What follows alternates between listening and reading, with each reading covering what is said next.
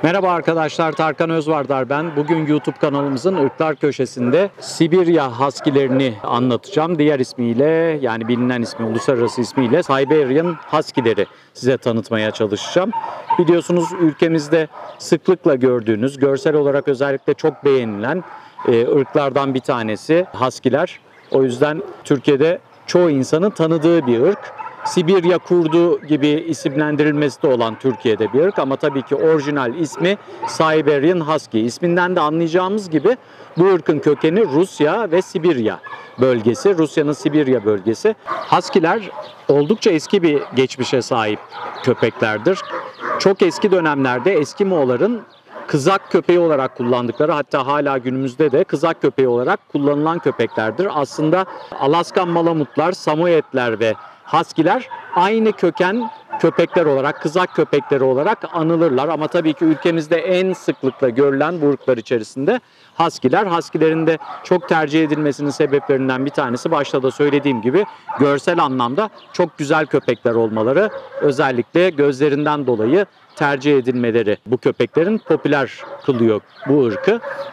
Husky'lerin dediğim gibi geçmişte Eskimoğullar tarafından fonksiyonel amaçlı, yani kızak köpeği olarak kullanılması, kızaklara çekilerek yük çekilmesi, insanları taşıması, bir yerden bir yere giderken araçların geçemeyeceği yerlerden kızaklarla insanları geçiren, insanları yükleriyle birlikte geçiren köpeklerdi Husky'ler ve bu amaçla kullanılırlardı. Günümüzde de hala bu amaçla kullanılıyorlar. Son derece dayanıklı bir köpek. Fizik kondisyon olarak ciddi anlamda dayanıklılığı olan bir köpek Husky'ler. Kondisyonu çok dayanıklı. Soğuk hava şartlarına korkunç dayanıklı köpekler. Soğuk hava şartlarına dayanıklı olmalarının altında hem genetik olarak buna yatkınlıkları yatıyor. Yani genetik donanımları, soğuk hava şartlarına karşı tolerasyonlarının yüksek olması, aynı zamanda da tabii ki bu yönde geliştirmiş oldukları tüy yapısı. Husky'lerin tüy yapıları diğer köpeklere nazaran oldukça kalındır ve alt tüy yapıları çok sık ve kuvvetli tüy yapısıdır. Buna bağlı olarak da soğuk sıcak geçirgenliğinde izolasyonu çok kuvvetli olan bir köpektir. Tüy yapıları tam olarak bu soğuk ve sıcak adaptasyonuna izin verecek şekilde şekillenmiştir Husky'lerin. Aynı zamanda soğuk hava şartlarına dayanıklı bir köpek olmasıyla beraber sıcak hava şartlarına da adaptif algısı çok yüksek bir köpektir. Birçoğumuz kafamızda şöyle bir soru işareti vardır. İşte bu köpek Sibirya gibi bir iklimde yaşayan bir köpekken gelip işte Türkiye gibi veyahut da Türkiye'nin güneyi gibi yerlerde yazık değil mi bu hayvanlara, nasıl yaşatılıyor, çok zorluk çekiyordur diye düşünebilirsiniz. Ancak Husky'lerin söylediğim gibi soğuk hava şartlarına olan adaptasyonu kadar sıcak hava şartlarına da adaptasyonları oldukça yüksektir. O yüzden klima adaptasyonunu çok rahat oluşturan bir köpek olduğu için her iklime adapte olabilen bir köpek aslında Husky'ler. Ve bunun da sebebi dediğim gibi hem genetik donanımı hem de tüy yapılarından kaynaklı. Bu köpeğin dişileri ortalama 25-30 kilo aralığında olurlar. Erkekleri de 30 ila 40 kilolara ulaşabilir. 30-35 kilo ağırlığına ulaşabilen köpeklerdir. Birçok renk varyetesi vardır. Türkiye'de de görüldüğü gibi işte gri şekilde olabilir.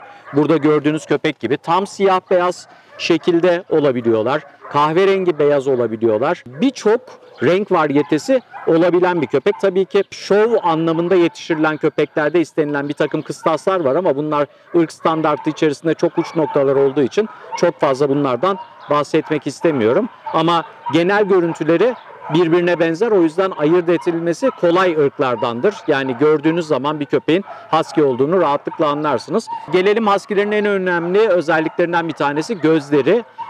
Bu hayvanların gözleri yeşilden siyaha kadar skalada olabiliyor. Yani yeşil olabiliyor, masmavi olabiliyor, buz mavisi olabiliyor. Bunun haricinde kahverengi olabiliyor ve siyah olabiliyor. Özellikle Türkiye'deki yine söylentilerden biri bu ırkın standartı konusunda veyahut da saflığı konusunda, eğer gözleri kahverengi ise ya da siyahsa bu köpek Husky değil zannedilebilir. Öyle bir şey yok arkadaşlar. Köpeğin, bu ırkın gözleri illa renkli olacak, illa yeşil ya da illa mavi olacak, illa buz mavisi olacak diye bir kaide yok. Sadece insanlar seçimlerinde Husky'lerde mavi göz rengini veyahut da açık göz rengini etkileyici buldukları için daha çok bunları seçiyorlar. Buna bağlı olarak da insanlar popüler olan bu renk olduğu için Husky'leri mavi gözlü olması gerekli gibi zannediyorlar. Aslında böyle bir şey yok. Dediğim gibi skala içerisinde bu göz renkleri değişebiliyor. Hatta şununla da karşılaşabiliyorsunuz. Tek gözü mavi, tek gözü kahverengi, tek gözü mavi, tek gözü yeşil gibi veyahut da aynı göz içerisinde iris bölgesinde, yani renkli bölgede kahverengili, mavili, parçalı bulutlu bir görüntü de gözlemleyebiliyorsunuz. Bu aslında heterokromi denilen, tam heterokromi ya da yarı heterokromi denilen genetik geçişli bir durum. Köpeğin görmesine çok fazla bir engeli yok, manisi yok bu durumun.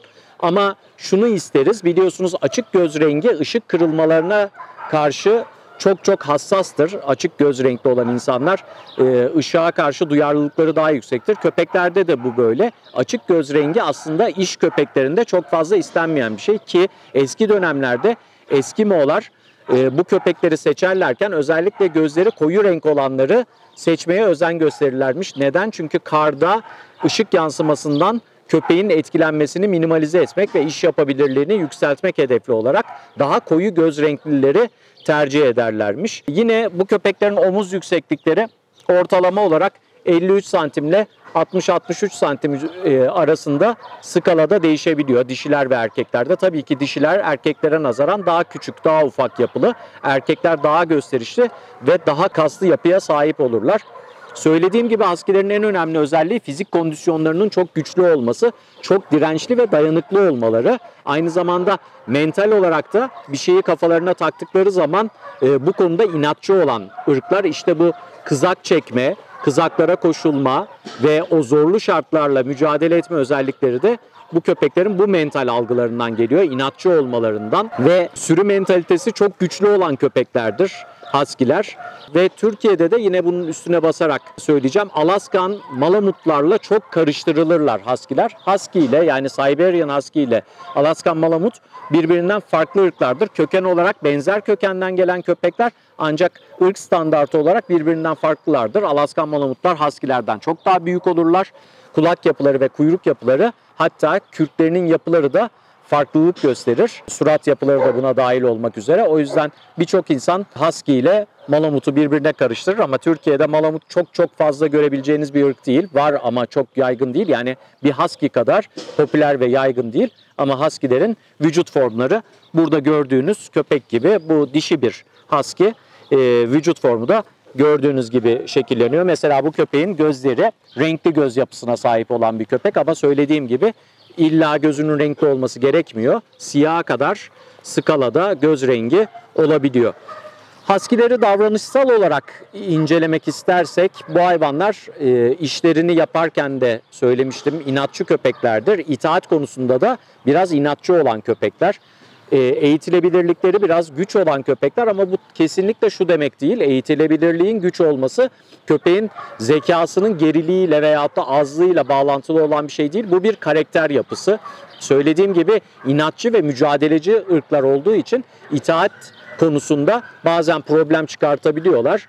Biraz zorlu bir ırk, inatçı olan bir ırk olduğu için. O yüzden Husky'lerin çok küçüklükten itibaren mutlaka itaat konusunda manipüle edilmesi lazım. Mental olarak sürekli tetiklemek lazım Husky'leri ki ilerleyen dönemlerde aranızdaki diyalog iyi bir diyalog şekillensin ve problemsiz bir itaat algısı oluşması için Husky ile iyi arkadaş olmak gerekiyor. Her köpekte olduğu gibi Husky'de de eğitim konusunda inatçılığını kırmak hedefli olarak baskı altına almaya çalışmak ya da baskı uygulamak bir çözüm değil. Mutlaka işbirliğini köpeğe küçük yaşlardan itibaren öğretmek hedefli olmalıyız. Tabii bu ırkı edinmek isteyenler tüy yapısını göz ardı etmemeliler.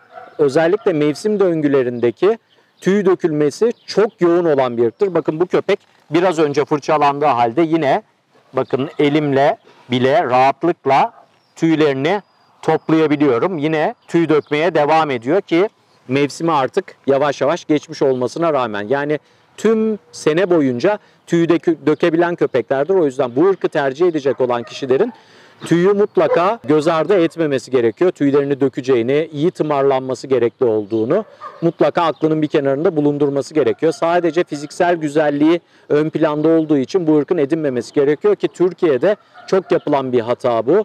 İşte gözleri renkli olduğu zaman insanlar etkileniyorlar, ediniyorlar. Bu köpek enerjik bir köpek. hiperkinezik bir köpek, hareketliliği yüksek olan bir köpek, hiperkinezisi çok yüksek olan bir köpek. Dolayısıyla da iyi egzersiz isteyen, uzun yürüyüşler, hatta koşmalı antrenmanlar gerektiren bir köpek olduğu için Husky'ler, bu ırkı edinmeden önce buna hazır olup olmadığınızı mutlaka kendinize sormanız gerekiyor. Hareketli insanlar ve ona vakit ayırabilecek olan, egzersizlerine vakit ayırabilecek olan insanların mutlaka Husky edinmesi gerekiyor. Türkiye'de dediğim gibi sadece göz renginden kaynaklı olarak Husky edindikleri zaman insanlar sonu hüsran oluyor. Çünkü bir süre sonra bu hayvanın hareketliliğine karşılık gelemiyorlar. Buna bağlı olarak da sahiplendirme, sahipten sahibe geçme, barınaklara düşme, sokaklara düşme gibi maalesef kötü sonuçlanabiliyor. O yüzden Husky edinmeden önce bu özellikleri bilmenizi tavsiye ediyorum. Dediğim gibi inatçı bir ırk olduğu için bu tip köpeklerin egzersizlerinde özellikle çekmeye dayalı olan koşum takımları vardır. Bunlar için düzenlenen. Eğer bunlara ulaşamıyorsanız bile kendiniz koşum takımı yaptırtabilirsiniz. Örnekleri internet üzerinde bulmak çok mümkün. Çantacılarda bile yapılabilecek bir şey. Çanta imalatçılarında rica etseniz çok kolay yapabilecekleri bir şey. Bir şeyler çekmekten çok hoşlanan köpekler. Dolayısıyla işte bisiklet egzersizleri yapılabilir Husky'lerle, ki YouTube'da bisiklet egzersizimiz var. Onu takip edebilirsiniz. Lastik çekebilir bu köpekler. Tabii ki koşulları düzgün şekilde organize ettikten sonra bunu yapmak gerekiyor.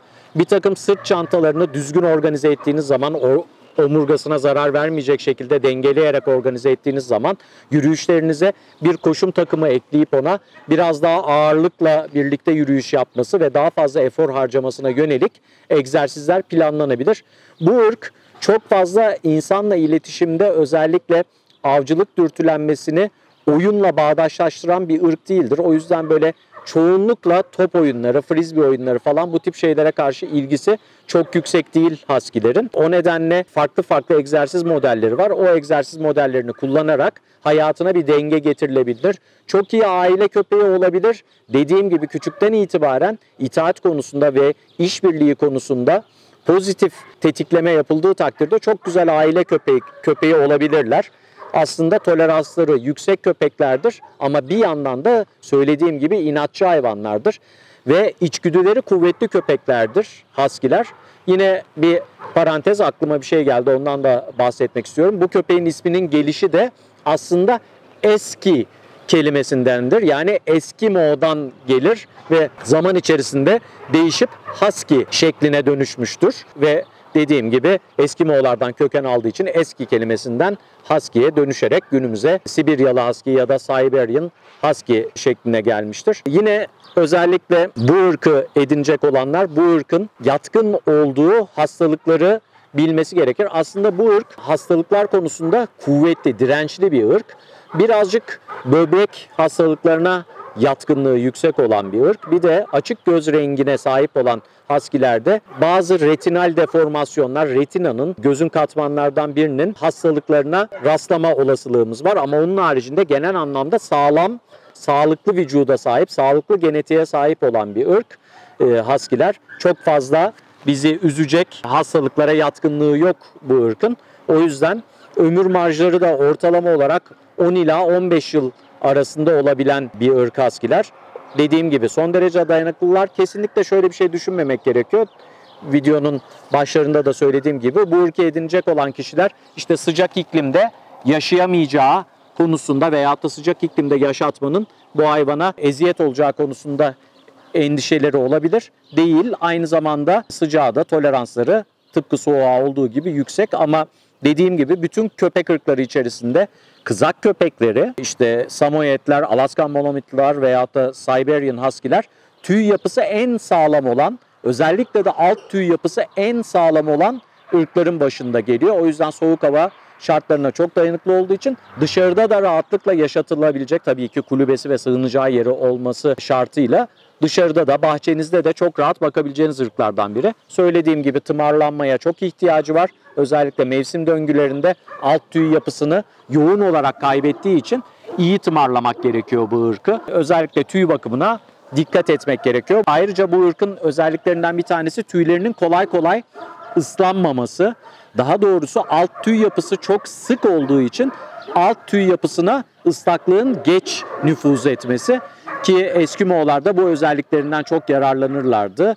işte karda yattıkları halde, uyudukları halde çok görürsünüz. İnternette de baktığınız zaman bu tip resimler vardır. Kıvrılmış yatan bir husky, üstüne kar yağmış ondan sonra ve o şekilde uyuyan husky'leri görebilirsiniz. Alt tüy yapısı çok sık olduğu için, alta soğuğu ve ıslaklığı geçirmediği için bu köpekler o tip durumlarda bile kendilerine konfor yaratabilen köpeklerdir. Husky'lere gerekli olan, ihtiyaçları olan hayatı, egzersizi ve yaşantıyı sağlayabildiğiniz takdirde bir husky edinmenizde hiçbir sıkıntı yok. Ama tabii ki edinmeden önce bu şartlara sahip olup olmadığınız konusunda mutlaka bilgili olmanızı tavsiye ediyorum. Bu ırkın özellikle beslenmesinde kışın dışarıda bakılıyorsa beslenmesine dikkat edilmesi gerekiyor.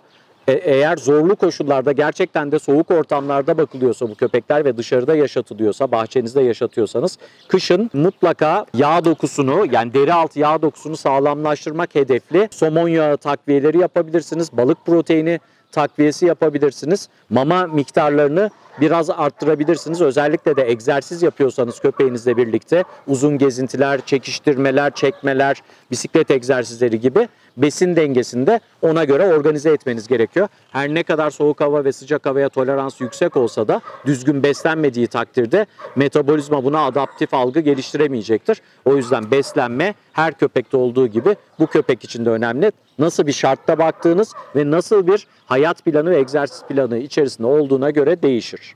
Ama yine de bir husky edinmeye karar verdiğiniz zaman söylediğim gibi bütün şartlarınızı gözden geçirip öyle edinmeye çalışın.